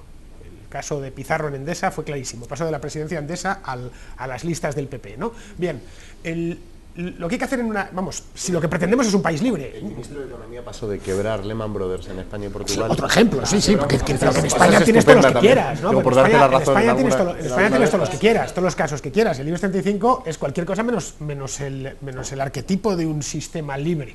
Es el modelo es el selectivo de un país hipercorporativizado, en el que la política y los negocios básicamente son los mismos, porque la política tiene mucho poder. Que es lo que a mí, sinceramente, yo lo eché de menos en el 15M. Cuando iba a las asambleas a las que hacían, cuando las asambleas que hacían aquellas al lado de la estación de cercanías de Sol, que salían unos y otros a hablar con el megáfono y tal, y digo, nadie dice una idea medianamente sugerente que sea devolved a la gente lo que le pertenece. Devolvednos lo que nos pertenece, que es nuestra capacidad de obrar. Te hubiera venido genial en el 15M escuchar un poco más, por una razón, porque tienes una concepción de la política que tiene mucho que ver con los políticos, con la institucionalización de la política, y muy poco con lo que la política es en realidad, que no es otra cosa que gestionar los conflictos que surgen en la sociedad. Eso es la ley. No, la política sirve, bueno, pero las leyes habrá que hacerlas, y habrá que hacerlas de alguna forma. La ley ya está y habrá que es una ley natural que nos da derecho a la propiedad y a la vida, y todo lo demás es una ficción de rojos peligrosos. Habría que empezar a quitar leyes, es decir, de hecho un gobierno realmente reformador en España, que no es el de Rajoy, evidentemente, un gobierno reformador, lo primero se tendría que pasar 6 meses derogando leyes absurdas y reglamentos, que impiden. En Europa, En Europa se emiten 17 reglamentos diarios. Esto no hay que lo aguante. 17, ¿eh? 17 normas cada día. Multiplícalo por 365. Estamos rodeados por todos los lados de funcionarios y políticos. Es decir, el gran problema no solo de España, sino del continente europeo en su conjunto... ¿Estás paranoico? No, paranoico no, es que es verdad. Paranoico no, es que es la pura verdad. Es decir, cualquier revolución pasa por ahí. Cualquier reforma pasa por ahí. Pasa por acabar con lo que hay. Tal como tú la planteas, es que yo creo que hay que ir un paso más atrás y es plantearse qué es lo que esperas tú de la vida. Yo que me dejen en paz. Empezar. Pero quiero decirte, ¿cuál es el objetivo? Yo creo que lo que mucha gente encontraba es que podía hablar sobre cosas como tan filosóficas y tan abstractas como ¿qué esperas tú de la vida? Pues es decir, si la vida es para ti tener propiedad o si la vida es para ti compartir con la gente con la que estás en un mundo más equilibrado y justo. Entonces, si partimos de dos puntos de vista distintos, a lo mejor el problema es ese, que tu punto de vista o no te lo has cuestionado o lo que te has cuestionado sencillamente no pasa por hablar de lo que tú quieres hacer con tu vida y que sea la vida en abstracto. Ver, en una palabra, tú tienes tus propios fines y yo tengo los míos. Ya te he preguntado, para saber si podemos hablar, si podemos establecer un punto de partida. Aquí cada uno de nosotros tiene nuestros fines, tenemos fines propios en la vida. Yo tengo los míos que no pasan por tener propiedad, te lo aseguro. Unos tenemos unos fines puntuales, otros directamente queremos hacernos grandes, ser famosos y otros pues llevar una vida tranquila, ¿vale? Bien, lo que yo no intento es imponer mis fines a los demás. Pues de la misma manera, lo que pido es que los demás no impongan sus fines a mí. ¿Pero qué quiere decir? O sea, tú convives con la gente, es decir, ¿no? O sea, sí, nosotros convivo con quien quiero. No, espera un momento. Nosotros vivimos en sociedad. La política nace para poder regular la vida en sociedad. Está regulada, se regula sola. No, no se regula sola. Se regula sola. No sé, tú has dicho que el derecho a la vida y a la propiedad son los dos. El derecho a la propiedad. La base de sí, perdona, te puedo preguntar a qué te refieres con derecho a la propiedad como una ley o como un derecho legítimo cuando la propiedad ha sido en muchos casos herencia de personas que han tenido herencia por nacer de donde han nacido y ya está. ¿Me puedes explicar en qué tiene de derecho natural eso? De derecho natural, pues que cuando yo transfiero mi propiedad a mi muerte o en vida a quien quiero. Y cuando no era la propiedad de nadie, la gente directamente llegaba a los sitios y se hacía con esa tierra, ¿eso qué es? ¿Así? ¿Cuándo? ¿Quién hoy por hoy es propietario por rapiña? O sea, cuando la gente llegó a Estados Unidos, que era un espacio nuevo, no sé, bueno, ¿qué hacía la gente? Llegaba a la tierra, ponía su bandera... El gobierno repartía lotes. Repartía lotes. Sí, efectivamente. En Estados Unidos. Patricia, Fernando, ¿me escucháis? ¿Me escucháis? Hola, ¿qué tal? ¿Qué tal? Bueno, vamos a intentar retomar el tema del 15M, esto lo podemos hablar si queréis más adelante, pero todavía nos quedan muchos temas que tratar juntos. Entonces vamos a hacer una última ronda de preguntas para preguntaros qué conclusiones sacasteis del 15M, sobre todo las personas que estuvisteis desde dentro, organizándolo, gestionándolo, y qué errores detectasteis que hoy podéis seguir aplicando a las nuevas formas de hacer política. ¿Carlos? Bueno, conclusiones que podemos sacar del 15M, pues yo creo que una de las principales conclusiones que podemos sacar de este movimiento es que, pues como se ha comentado aquí con respecto a romper el individualismo, es que solos no vamos a ser capaces de hacer grandes cosas, pero con más gente sí. La necesidad de asociarte, de hablar con gente, de debatir, de discutir, incluso como estamos debatiendo aquí con esta calorada discusión, es necesario que utilicemos la política, entendiendo como por política, pues esa ciencia que utilizamos los seres humanos para ser capaces de resolver conflictos, el ser capaces de... pues cómo hemos sido capaces de empezar a hacer eso y que de ahí surjan distintos movimientos que traten de cambiar pues, las cosas por las que sufrimos, los atropellos que estamos sufriendo hoy en día. Errores, yo creo que uno de los errores, que bueno, no sé si es exactamente un error, es el que quizás no hemos sido capaces de plantearnos objetivos concretos próximos. Por ejemplo, la PA con la ILP consiguió eso, y en torno a esa actividad fue capaz de ir vinculando gente en torno a una actividad. Eso es algo necesario también para ser capaz de, cada vez que haya más gente, cada vez tener más capacidad para discutir, tener más capacidad para también salir en los medios, porque es algo importante también el poder salir en los medios de comunicación para poder repartir poder dar un mensaje, para poder que en la sociedad también se discuta esto. Quizás el error que ha habido en el 15M es que no hemos sido capaces de hacer esto, no sé si es un error o que propiamente no podíamos hacer otra cosa. Como hemos dicho antes, vamos despacio porque vamos lejos. Yo creo que íbamos como podíamos, ¿no? Ni despacio ni rápido, no sé si lejos o cerca, pero íbamos como podíamos y pues hicimos lo que pudimos. Ramón.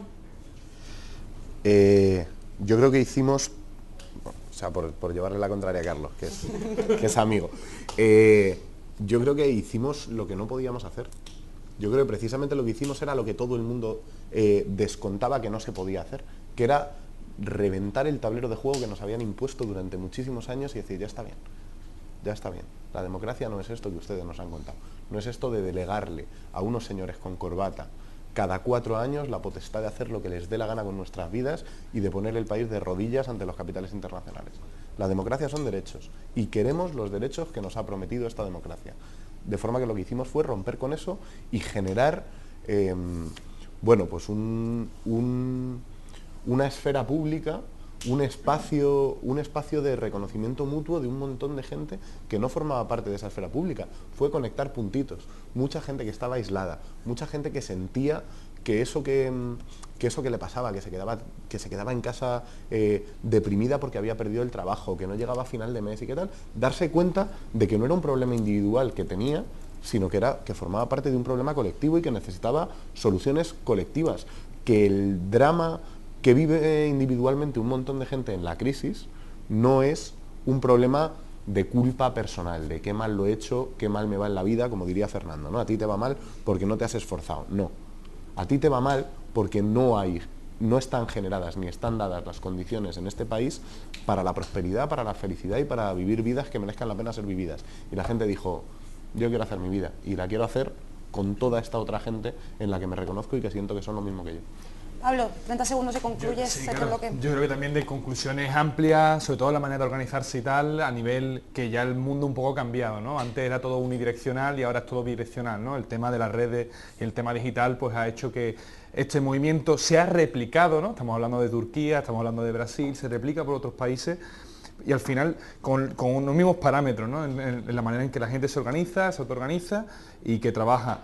Y también, mira, como error sí podríamos resaltar que aunque esa organización digital esté y que se pueden hacer votaciones, incluso pueden salir mayorías simples, siempre es mucho mejor un consenso amplio y tenerlo muy claro los objetivos que se van a dar, que directamente a lo mejor basarse, ¿no? Básicamente solo en el tema digital o en esa votación. Bueno, cambió la forma de hacer política y parece que algunos también cambiaron su forma de entender lo que era la seguridad de los ciudadanos. Vamos a ver un vídeo. En España hay 100 manifestaciones al día. Solo en Madrid, 14. El gobierno, incómodo con el dato, tiene una propuesta para reducirlo. La Ley de Seguridad Ciudadana. Una ley necesaria, según el Ministerio del Interior, pero autoritaria, excesiva y arbitraria para algunos colectivos que creen que limita la libertad de expresión porque echa el cerco a la protesta social. Desde su anuncio, el borrador de la ley no ha dejado de provocar polémica, sobre todo por las desproporcionadas sanciones de hasta 600.000 euros para las faltas consideradas muy graves y de hasta 30.000 para las graves. Las faltas muy graves son 7, entre ellas la perturbación muy grave de la seguridad ciudadana en actos públicos, las manifestaciones no comunicadas en lugares considerados críticos, como aeropuertos o centrales nucleares, y la convocatoria y asistencia a manifestaciones con finalidad coactiva en jornada preelectoral. Las faltas consideradas graves, es decir, penadas con hasta 30.000 euros, son 31, entre ellas alterar el orden público con el rostro tapado, la desobediencia o resistencia a los agentes de la autoridad, negarse a disolver una manifestación no autorizada, las ofensas a España, la prostitución y su demanda cerca de centros educativos y el cultivo de droga. Ramón, esto que acabamos de ver, que es un resumen de la Ley de Seguridad Ciudadana, es un legado también, puede considerarse también un legado del 15M. ¿Ha cambiado algo también en este sentido desde entonces? Es una de las cosas que digamos en las que el 15M ha tenido impacto. No es un legado del 15M, porque este tipo de medidas represivas y vergonzosas no tienen nada que ver con la gente que se juntaba en las plazas. Tiene que ver con los que nos tenían miedo. Y tiene que ver con, si antes comentábamos que la estrategia de la derecha era decirle al 15M a que sois de izquierdas para que se situaran en una parte de un terreno de juego que ya estaba volteado, esta es la otra parte de la estrategia, que es decir, a que sois de izquierdas y a que sois muy radicales y de lo que queréis hablar de verdad es de la policía y no de que os estamos robando absolutamente todos los derechos, a que lo que queréis decirnos es que las multas son muy caras, que os detienen a la gente, a que queréis tirarle piedras a la policía y pegarles palos para que abramos los telediarios con imágenes vuestras en las que demostremos que sois una panda de radicales. Y en realidad simplemente es una estrategia de enmarcado, es una estrategia de situar a una gente que claramente es pueblo y que claramente demanda derechos como radicales que lo que hacen es ejercer la violencia. Yo creo que los que pedían efectivamente que algo así llegara a pasar son gente de la casta. Vamos a ver un vídeo en el que decían lo que opinaban de la gente del 15M.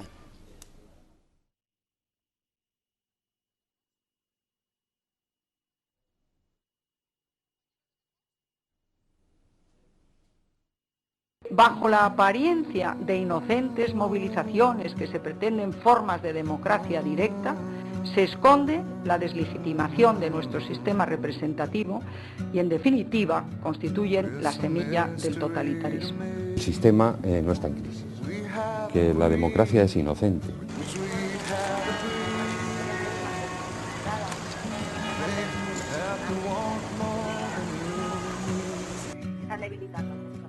A medida que ha ido pasando el tiempo, el movimiento 15M se ha ido radicalizando políticamente. Dime, sí. Sí, es que bueno, ves estas imágenes y estas declaraciones y no dejan de impactarte a pesar del tiempo transcurrido. Yo creo que lo que no lo plantearía como legado lo que está sucediendo ahora en relación a la ley de la seguridad ciudadana, sino que estamos en un momento en que los recortes van a más, que las demandas que hace la Troika desde Bruselas son asfixiantes, cada vez más cuesta más trabajo vivir, y en este sentido la protesta social aumenta, como es lógico, y quizás como legado de ese 15M sí que la gente ahora sale a las calles y sale sin miedo, y eso que hay todo el tiempo, hay escenas de la violencia policial. El asunto es criminalizar la protesta y eso tiene unas consecuencias muy terribles, porque además me parece que lo que hay que empezar de alguna manera a denunciar es el uso banal y un tanto frívolo que se tiene de determinadas expresiones, como de llegar a llamar a determinadas personas, entre ellas a Ada Colau, que sí era terrorista. Pero ¿de qué estamos hablando? Las palabras tienen unos efectos muy importantes y eso hay que analizarlo y no se puede banalizar. Bueno, y los que salían hablando en ese vídeo criminalizando las protestas, hasta donde he oído eran todos dirigentes del PP, que es un partido que probadamente se ha financiado con dinero negro durante muchísimos años. Bueno, pues ¿quiénes son los criminales? Sí, está claro, está claro. ¿Y qué tienes que decir al respecto, Fernando? No, que tienes razón. Es verdad. Qué alegría nos das. A ver, el sistema conforme pierde legitimidad se va blindando. Pues esto lo hemos hablado aquí ya en alguna ocasión, ¿no? La ley esta de seguridad ciudadana es un disparate, un delirio absoluto, eso de las ofensas a España, ni que España fuera una persona, ¿no? Y se fuese a ofender porque alguien se mete con ella. Por cierto, eso es como la ley de defensa de la República, que se aprobó en el 31, que prohibía criticar a la República. De hecho, se secuestraron periódicos en aquel entonces. Es decir, todas estas cosas inventadas por la política para blindar la política. Si volvemos de nuevo a lo mismo. Es decir, a mí nada me garantiza que cuando vosotros lleguéis al poder, que espero que no lleguéis nunca, Creo que ninguno, claro, cuando vosotros lleguéis al poder haréis lo mismo. Creo que no sois conscientes. El tema es que el idealismo os ciega, pero haréis exactamente lo mismo. Pero yo no quiero ser político. Aquí ninguno, yo no sé, pero yo creo que no sé, más o menos ninguno se presenta a ningún tema electoral ni pretende formar parte de advertidos ya de no idealizar la política. ¿Cómo que no? Estamos advertidos de no idealizarla. No, yo no estoy de acuerdo contigo para nada.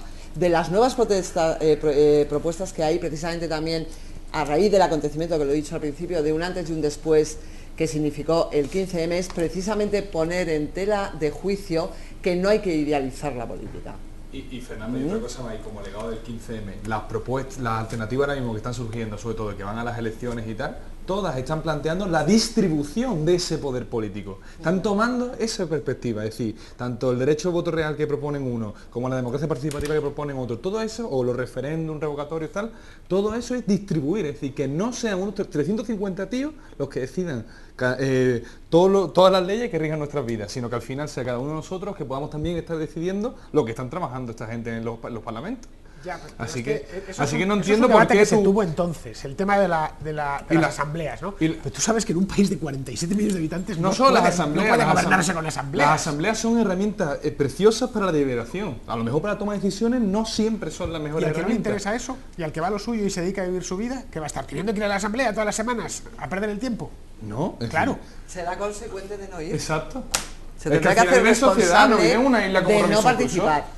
Vamos a ver, la condición humana, que en fin, voy a hacer aquí una referencia rápida, hay un texto precioso que se llama El malestar en la cultura, de Freud, que plantea que es gregaria. O sea, que esta cuestión del individualismo que tú planteas, con eso desde luego no se hace comunidad y no vamos a ninguna parte. Entonces la tendencia es hacer comunidad, y si se hace comunidad tendremos que ver en qué participamos, qué queremos, qué no queremos. Ramón lo dice, todo el tiempo ha planteado la idea de democracia. Sí. Y para una comunidad pequeña me parece estupendo, de hecho hasta me parece practicable. No, hombre, pero si esto es muy para sencillo. Una comunidad pequeña, Fernando, y en una grande es muy sencillo. Si un representante político, como lleva sucediendo en este país, al menos desde el inicio de la crisis, para no ser polémicos, gobierna contra el programa para el que le han elegido, que debe ser prácticamente un contrato, el programa debe ser prácticamente un contrato. Yo a usted le delego la representatividad para que usted haga esto que me ha prometido que va a hacer. Si usted lo incumple, servirán tantos votantes como hagan falta para usted elegirle, para revocarle. Si esto es muy sencillo, y no hace falta estar todo el día en la asamblea, ni nada por el estilo. Simplemente hace falta la voluntad de los representados para revocar al representante. Es una medida bastante sencilla. Pues esa, por ejemplo, es una medida de democracia y de control democrático, de rendición de cuentas. ¿Qué quieres decir? ¿Que se anticipen las elecciones? No, que se revoque a los representantes cuando incumplen con el mandato que se les ha dado. Pero todos incumplen. Yo no conozco a ningún político que haya cumplido el programa. No, lo que pasa es que yo creo que sí, los hay. Lo que pasa es que estamos vivimos en una geografía y en un tiempo muy desafortunada para pensar en políticos que cumplen con sus programas. Ana y luego Patricia, por favor. Sí, no, yo creo que ahí la condición básica sería el no ser corrupto. De entrada, si uno puede poner en un contrato, al político que... Por ejemplo, Zapatero yo creo que no es un político corrupto, pero es un tipo que en 2010, cuando dice, por poner una fecha, yo creo que cuando dice voy a hacer lo que tengo que hacer, me cueste lo que me cueste, en realidad lo que está diciendo es, gente que me habéis votado, mirar, vosotros pues habéis elegido que yo sea presidente del gobierno, pero en realidad hay un poder que está muy por encima de vosotros, que es el que a mí me impone lo que yo tengo que hacer. Con lo cual, con todas las papeletas que vosotros habéis depositado en la urna, yo voy a hacer así un montón, las voy a tirar a la basura y voy a gobernar para una gente que no sois vosotros. Bueno, pues cuando un gobernante hace eso, el pueblo tiene que tener el poder de revocarle y de forzar una convocatoria de elecciones anticipadas y decir, yo no quiero que este señor me gobierne porque ha incumplido con lo que me había prometido cuando yo le voté. Y yo creo que esto que yo estoy diciendo lo han sentido cientos de miles de votantes socialistas en los últimos años, que por eso deberían no volver a votar nunca más a ese partido. Sí, no, pero yo me refiero a no ser corrupto tanto en el modo que tienes de relacionarte con Europa y con el mercado. Al fin y al cabo estamos dentro de un mercado que es el que es y todos somos de alguna manera, no sé si decir esclavos, pero habría que plantear si es posible una política que se revele ante esas cuestiones, ¿no? Que me parece a mí que es lo que está en juego con las nuevas formaciones. Lo que decías antes, lo que yo traía en relación a la condición humana y que se puede hacer desde pequeños lugares. Yo en la experiencia que tengo de Podemos, que participo en 2 círculos, es apasionante porque la gente se implica, pero gente que en su vida se había planteado a lo mejor hacer una experiencia que transitara a lo político, en cosas concretas, en una acción local, en algo que tiene que ver, efectivamente, como decías tú, una comunidad pequeña puede. efectivamente se implican, pero si esa comunidad pequeña está de alguna manera relacionada con otra comunidad pequeña, es decir, con otro círculo, con otro círculo, con otro círculo, y que todo eso se puede ir gestionando, efectivamente sí que es posible una apuesta diferente. Pero en el momento en que, vamos a ver, yo soy partidario de las unidades políticas pequeñas, es más, firme partidario. Yo si pudiese cantonalizar el país y convertir España en Suiza, perfecto. Es decir, cantones pequeñitos de no más de 200.000 habitantes, tienes en la con línea su dieta, bastantes aliados en esa labor de convertir España en con Suiza. su dieta, que pudiesen poner impuestos, competir entre ellos, etcétera. El problema que hay cuando dices lo de, no, si cada círculo, pues bueno, la gente se participa, se implica y tal, y está muy bien. Es mejor eso que andar por los bares, ¿no? O perdiendo el tiempo jugando al póker o algo así. Es mejor hacer esas cosas, reunirse y hablar de cosas de... Peor, cada uno que se la juegue donde quiera. Cuesta bastante menos dinero. Bueno, la cosa es que el problema con el círculo al lado es que vas a tener, o con la comunidad al lado es que vas a tener problemas, porque la legislación que te puede convenir a ti puede ser que al de al lado no le convenga. ¿Entendéis? Es decir, lo que pasa en la misma España, lo que les interesa, lo que nos interesa a los madrileños no coincide con lo que les interesa a los extremeños.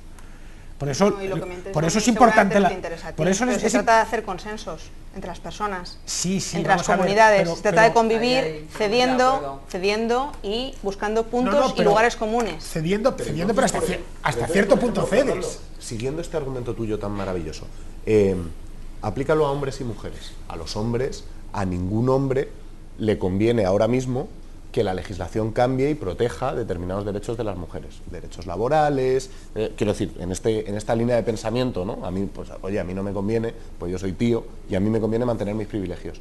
Entonces lo que tú propones es que no haya absolutamente ninguna legislación pero es que los hombres no tenemos privilegios legales en España. No, y no cobráis tampoco sueldos más altos que las mujeres en los cargos. Pero no hay ninguna ley que lo diga, no hay ningún privilegio legal, el privilegio lo fija la ley. No existe el privilegio legal por ser hombre, ni el privilegio legal por ser blanco, por ser negro, no existen esos privilegios porque serían, para empezar, inmorales y para continuar inconstitucionales, ¿vale? Es decir, en el caso de que se vayan a hacer leyes que perjudiquen a uno de los sexos y para beneficiar a otros, pues yo estaría en contra, porque no se debe, los dos sexos deben ser iguales ante la ley, por mucho que quieras justificarlo en la historia o en lo que te dé la gana, quieras justificar privilegiar a una parte de la población en postergación de la otra. Pues perdona, pero el tema de la propiedad también otorgas un beneficio a unas personas por encima de otros, porque el tema de la herencia, al tú recibir una herencia, estás diciendo que por nacer en una determinada casa tienes unos privilegios que no tiene otra persona. ¿Eso no es inconstitucional? La herencia genética también, puedes nacer guapo. Eso es una respuesta muy demagógica. No, demagógica no. Vamos a ver, me estás diciendo que para una cosa combatirías porque te parece inconstitucional que haya una diferencia entre sexos, y me está diciendo que no es, en cambio, el que haya una propiedad heredada, ¿no te parece que eso sea...? No me parece mal. ¿No te parece mal? No, porque yo dispongo de mi propiedad para lo que quiero, puedo dársela a unos ancianitos. ¿Y el que no tiene propiedad? Estamos haciendo una cosa horrorosa, que es discutir de lo que Fernando quiere y que no tiene nada que ver con el 15M, porque discutiendo del 15M se ha dado cuenta de que tiene todas las de perder. Eso es una señal buenísima. Y de hecho, Ramón, Patricia, vamos a seguir, te voy a pedir... Madre mía, vamos a entrar en el tema del periodismo y tú también eres periodista. Esto es una perdición, Fernando, esto es una perdición. Vamos a pasar, por favor, Patricia, a este vídeo. Vamos a hacer un repaso de cómo los medios de comunicación trataron este tema y ahora lo comentamos, ¿vale?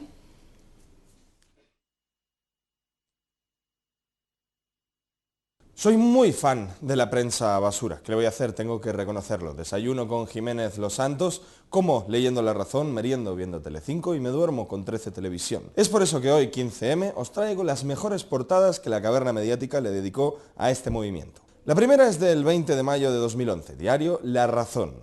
Boicot a la democracia. Cuánta razón, ¿verdad? Un movimiento que pedía democracia real y participativa, boicoteando la democracia. Marguenda sabe lo que dice. Siguiente, es del 29 de agosto de 2011, el diario tristemente desaparecido La Gaceta. Este diario se dedicó a sacar en portada varias caras de manifestantes, alegando que la policía tenía órdenes de no identificar a nadie. Es decir, si no les identifica la policía, les identificamos nosotros. Su ración de juicio mediático. Gracias.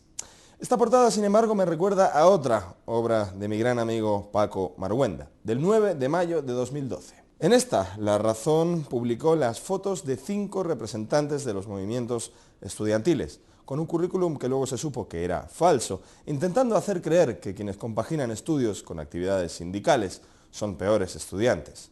Paco jamás rectificó. 15 de junio de 2011. Centenares de personas se manifiestan a las puertas del Parlament de Cataluña contra la aprobación de los presupuestos más antisociales de la historia. Esta fue la respuesta del diario La Razón al día siguiente. Democracia secuestrada. Toma ya. Por cierto, ¿qué de tiempo hace que La Razón no abre su periódico hablando del hambre que pasan los españoles, verdad? ¿Qué habrá cambiado? ¿El gobierno quizá? Y para acabar, una gran portada también de La Razón, como no, parece que Paco se está monopolizando toda la repugnancia de esta sección.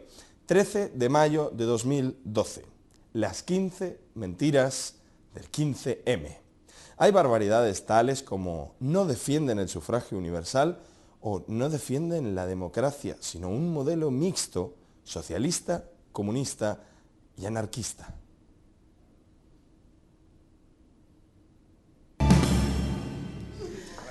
Bueno, anarquistas somos nosotros. Anarquistas... Ellos no tienen absolutamente nada. Tú como periodista, Fernando, Fernando? cubriendo... Está como una maraca. Pero y además viene con polo rojo, que ya lo hemos comentado antes de empezar el programa, esto empieza a ser muy complicado. Fernando, como periodista, cubriendo para La Gaceta, ¿cómo nos interpretas esto que acabamos de ver, más allá del chiste? Hice una pieza magnífica, que se llamaba Era magnífica, que se llamaba La contrarrevolución de los ninis, ¿vale? Que fue una obra maestra. Una obra maestra del periodismo contemporáneo. Y que fue nada más llegar y ver allí el panorama, ¿no? El primer día la verdad es que reconozco que estuve bastante ilusionado porque se veía mucha actividad. Luego la cosa fue, y más se veía gente que estaba francamente indignada y... Es más, yo pensé, ¿por qué han tardado tanto estos chavales en salir a la calle, ¿no? La cosa a partir de la segunda semana empezó ya a derivar en el circo. Y esto os tenéis que acordar, la comisión esa de amor y espiritualidad, con el chamán ese tibetano que se dedicaba a hacer biodanzas y cosas por el estilo. Es decir, la cosa fue empeorando por semanas, hasta que al final ya la desmontaron a mediados de junio. Pero vamos, hasta estuve en un programa en directo en Intereconomía que se hizo desde uno de los edificios, sí, estuve ahí en directo. No se le notaba. Viendo y La Gaceta pertenecía a Intereconomía. Que era también a la sazón anarquista. ¿Quién? La Gaceta. No, La Gaceta no era anarquista, ni muchísimo menos. ¿No? La Gaceta era fue un diario conservador, bastante conservador, pero bueno, en la parte económica y demás siempre hubo bastantes liberales. En Intereconomía había, y eso lo puedo decir con total seguridad, una libertad de expresión absoluta. Podrías decir a los que estábamos dentro lo que nos viniese en gana. Y estar a favor o en contra del 15M. Había Federico Quevedo, que por cierto es uno de los plumillas del Partido Popular hoy. Federico Quevedo, al mismo nivel que Morguenda, más o menos, estaba a favor del 15M, porque él pensaba que eso iba a llevarle votos al PP. Pensaban en esos términos. Al final fue la izquierda y no la derecha quien consiguió barrer hacia casa, ¿no? Pero los primeros días no se sabía muy bien, ¿eh? Estaban los chavales ahí que no tenían las cosas muy claras. Mientras unos medios de comunicación informaban de aquella forma, perdona, pero La Gaceta, de aquella forma, de lo que estaba ocurriendo en el 15M, había mucha gente que estaba intentando hacer un periodismo alternativo a través de otros medios de comunicación, otras formas de comunicar, a través de las redes. A partir del 15M y todo el movimiento que hubo detrás. Patricia estuvo haciéndolo, la seguíamos, nos acordamos del vídeo en el que bueno, eso fue en agosto, ¿eh? Eso fue en agosto con el tema de las laicas, ¿no? Y entonces, pero bueno, todo estaba relacionado una cosa con la otra y al final sí que empezamos a ver unas consecuencias sobre el ejercicio del libre periodismo en las plazas y en las calles, ¿no? No sé cómo lo viviste tú en primera persona. A ver, para mí fue una experiencia muy interesante. De hecho, yo tomé la decisión en el momento en el que me encontraba, eso que os decía al principio, de veo una plaza, llego allí, nos miramos, de repente te estás como sonriendo con el de al lado, no sabes muy bien qué está pasando. Yo ahí tuve que tomar una decisión y era o me involucro o lo cuento, porque las dos cosas para mí eran incompatibles. Es decir, si me involucraba no podía contarlo. Y realmente me parecía algo tan interesante que, bueno, tomé la decisión de observar y contar. Y claro, al observar y contar y estar allí y hablar con gente, pues te dabas cuenta que luego los medios tradicionales, la mayoría de los medios tradicionales, primero obviaron la información, es decir, no contaron, no informaron, no porque no hubiera periodistas de medios, a lo mejor que sí que eran grandes, sino porque luego los propios medios decidían ocultar esto porque no interesaba. Yo llevo desde, no sé, desde que era pequeña, lo de escuchar eso de la gente joven es que no hace nada en este país, no se mueve, no protesta, no sé cuántos, y de repente, bueno, yo vuelvo a decir el tema este porque me parece muy sintomático, que no había chavales, que había gente, sobre todo de 30 años, que era la mayoría de gente que estaba allí, es decir, había gente de 30 años, que había mucha gente, al menos en los grupos que yo estuve viendo al principio, a lo mejor por una cuestión de edad propia, ¿no? Que me juntaba con los que eran de mi edad y no con los más pequeños, pero yo no veía tanta gente tan joven, no era una cuestión juvenil, sino que yo creo que era de gente que o bien había terminado la facultad o que ya llevaba incluso tiempo trabajando o estaba en el paro, pero era gente con formación, era gente que no es que estuviera buscando un lugar de entretenimiento, sino que estaba planteándose cosas a un nivel intelectual muy interesante. Todo eso no salía en los medios. De hecho, tuvo que llegar el Washington Post y sacar en portada La Puerta del Sol para que realmente luego los medios nacionales empezaran a sacar en sus portadas lo que estaba pasando. Pero luego sí hubo bastante hate mediático, ¿no? ¿Cómo? Que luego hubo bastante, o sea, que se puso de moda. No, claro, sí. El problema es cómo de alguna... Bueno, primero, el tema del nombre es una etiqueta colocada por los medios de comunicación, que primero fue Los Indignados, luego fue el 15M. Una etiqueta que, como siempre digo, las etiquetas se hacen para controlar, las etiquetas se hacen para limitar, porque si tú hablas de una cosa que tú limitas con un nombre, es mucho más difícil que esa cosa se descontrole. Entonces, si tú no sabes de dónde viene, quieres buscar que hay un interlocutor, quieres buscar líderes, quieres buscar portavoces, allí no había nadie. Entonces, ¿esto qué es? ¿Esto quién lo ha organizado? Esto lo ha organizado tal partido, tal sindicato, tal estructura, tal no sé qué. Como la mayoría de los periodistas de medios tradicionales no están acostumbrados a bajar a la calle, a hablar con la gente, a lo mejor en estos 3 años la cosa ha ido cambiando un poco más, pero eso de decir, voy a intentar entender, no a través de un comunicado, una nota de prensa, un informe que me va a dar la persona que está allí, sino voy a tener que sacar mis propias conclusiones, pues mucha gente de esos periodistas, pues lo que hacían era, bueno, pues tratar de simplificar esa realidad tan compleja y tan interesante. En vez de observarlo con el cariz de curiosidad, de que qué bueno esto que está pasando, hay gente que está en la calle, que se está moviendo, que está hablando unos con otros, en vez de observarlo desde ese punto de vista, era una actitud totalmente crítica y de ocultación. Es verdad que luego el 15M como concepto se acaba convirtiendo en un actor político, porque de hecho antes lo del tema de la ley de seguridad ciudadana, que no hemos comentado prácticamente nada, pero es que hoy han detenido a un chaval de 19 años por el tema de los tuits deseando la muerte o pidiendo que se mate a políticos. Entonces, eso que, además desde los propios medios de comunicación se trató de matar al 15M según había nacido. No, esto ya no, esto no es nada, esto no sirve, esto es un bluff, esto me lo han dicho a mí desde hace 3 años, pues prácticamente todas las semanas.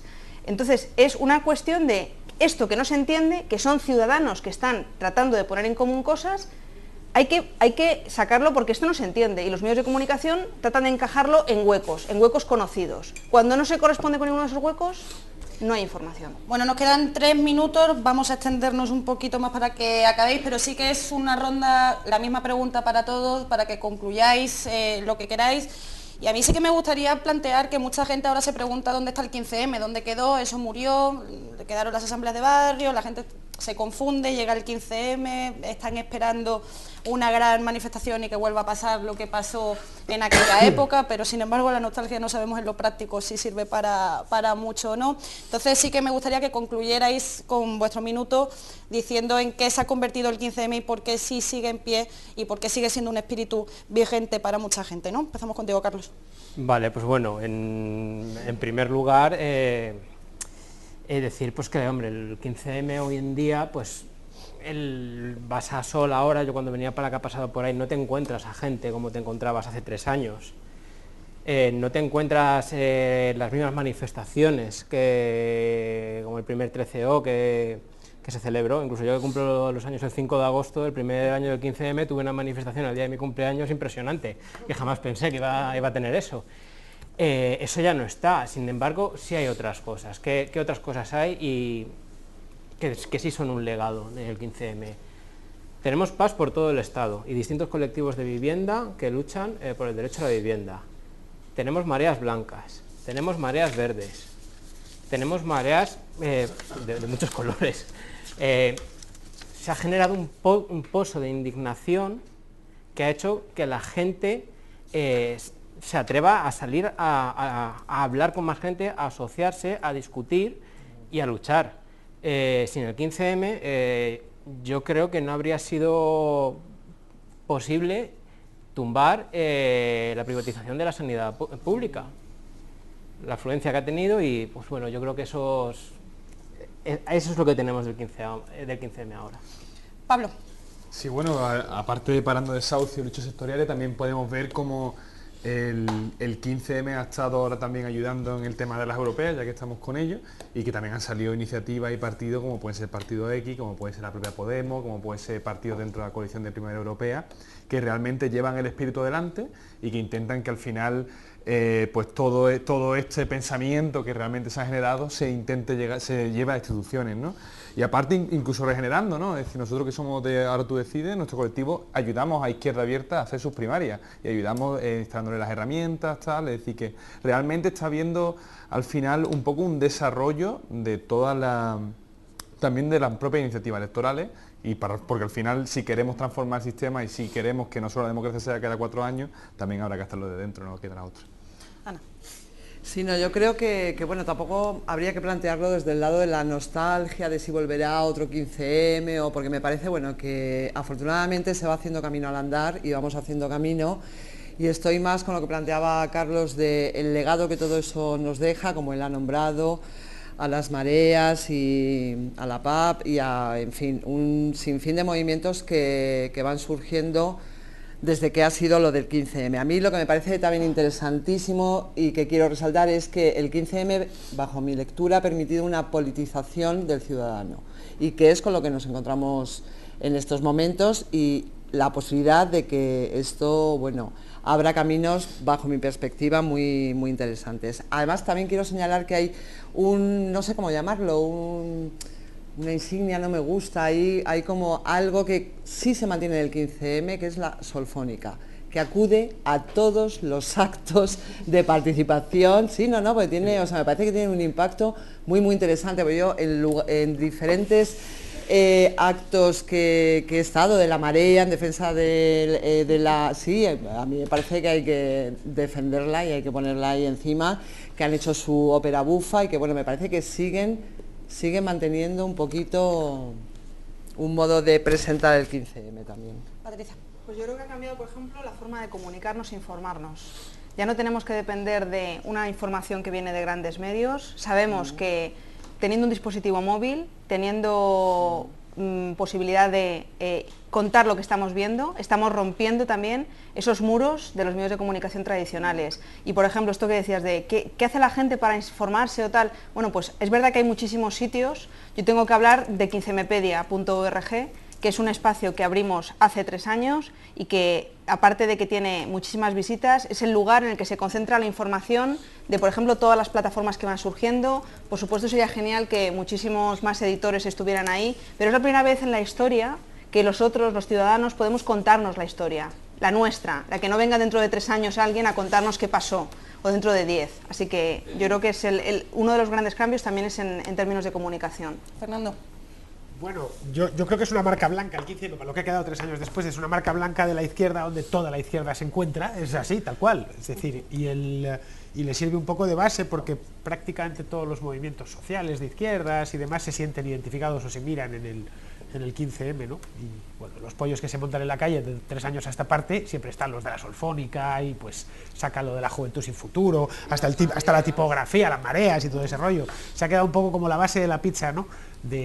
Porque la izquierda, digamos, política parlamentaria estaba muy desprestigiada. Digamos que el 15M ha venido a refrescar un poco. Bueno, tienes la responsabilidad, Ramón, de acabar con este debate, así que bueno, tienes tu minuto. Pues mira, dos dimensiones, ¿no? La pequeña, la de la experiencia de uno, vamos, el minuto de publicidad.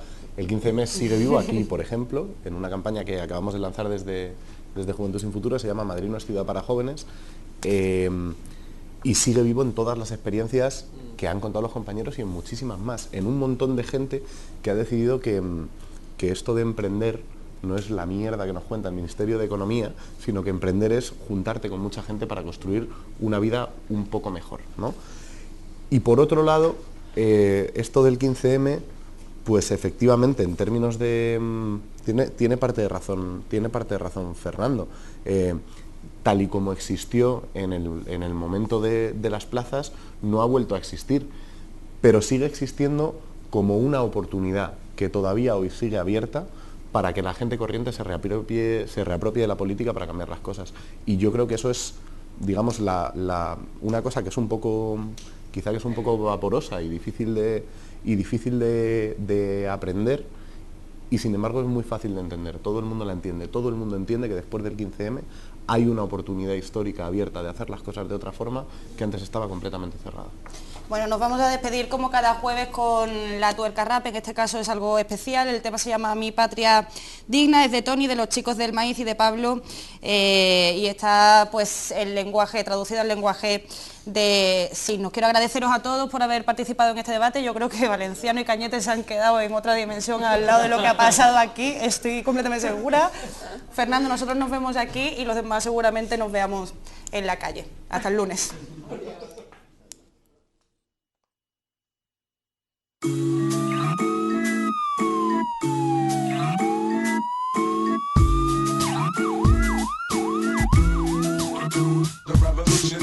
Yeah.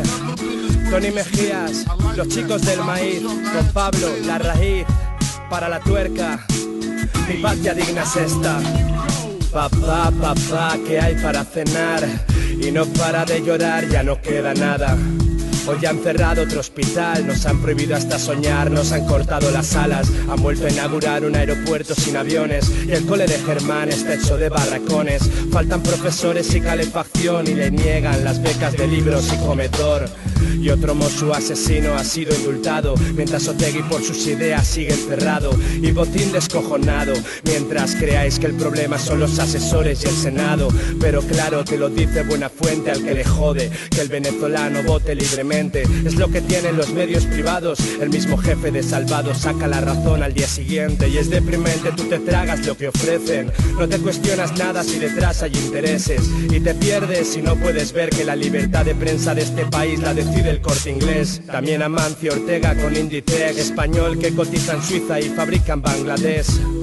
Patriotas de pandereta, la única patria digna de este país aún sigue en cunetas. La única patria digna es la que abarca en mis manos, un micro y con mis hermanos, luchando porque haya un cisma total. Tu limosna alimenta la rabia, recuerda que la única patria digna es la que abarca en mis manos, un micro y con mis hermanos, luchando porque haya un cisma total. Tu limosna alimenta la rabia. Y guardemos tributo que ha muerto Mandela, marchan referentes, su legado es lo que queda. Y quienes dicen que no tenía ideologías, que les jode admitir que el comunismo defendía. Y Occidente sigue con su pantomima, acudiendo al funeral fingiendo importarle, mientras mantienen los pies y las concertinas y le niegan la asistencia sanitaria al inmigrante. Golpean al manifestante, les jode que el pueblo pueda movilizarse, por ello reprimen con multas y con cárcel, protegen al banquero y desahucian al obrero, es indignante. Pero su patria es el dinero, no comprenden que empaticemos con el dolor ajeno, no comprenden que jamás habrá justicia mientras vivan familias con la pensión del abuelo. Mi patria son mis compañeros, quienes luchan para que no falte un plato lleno, para que nadie pase frío en invierno, para que ese niño sonría y sueñe con ser eterno. Sí, mi patria es la clase obrera, nativa o extranjera, da igual si vino en patera. Tus ojos de pantera, el color de mi bandera, por siempre compañera, tú eres mi patria entera. La única patria digna es la que abarca en mis manos, un micro y con mis hermanos, luchando porque haya un cisma total. Tu limosna alimenta la rabia, recuerda que la única patria digna es la que abarca en mis manos, un micro y con mis hermanos, luchando porque haya un cisma total. Tu limosna alimenta la rabia.